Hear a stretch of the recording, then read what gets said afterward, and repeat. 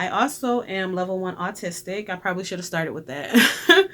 But I am also late diagnosed. So I was diagnosed last year. It was a tough thing to learn. Not because I feel like it was anything wrong with me or anything like that, because I don't. And I actually feel like neurodivergent individuals such as myself are very, like, we have superpowers and we are very unique, and I feel like we're very needed in this world, this neurotypical world. We're very much so needed. And so I didn't feel like anything was wrong with me, but what made me feel so bad when I got the diagnosis was I have gone through a lot of traumas and things that it would have been rough for anybody to go through or experience, especially at the ages that I experienced these things.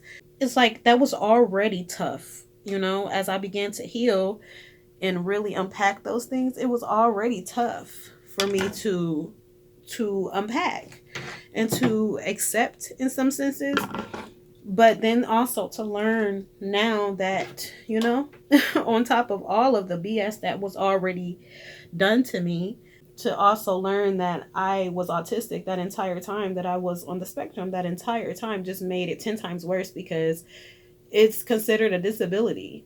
And we are, in a sense, like, at a disadvantage. And I don't feel like we're at a disadvantage because something is wrong with us. I feel like we're at a disadvantage because something is wrong with the system.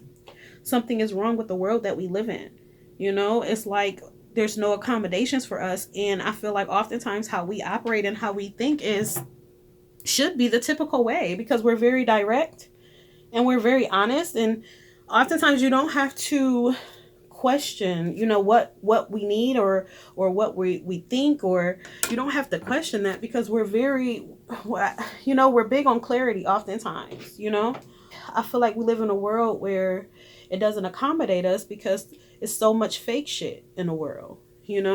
Everybody wants to fit in, everybody wants to follow the trend. Even in terms of communication, the way that many neurotypical people speak, it's like it confuses my brain because it's so much beating around the bush, and it's also exhausting because it's like they throw signals out there, they throw signs, there's no directness. Everything is so indirect, everything is so passive, and dishonest and manipulative, and that's just not how we operate.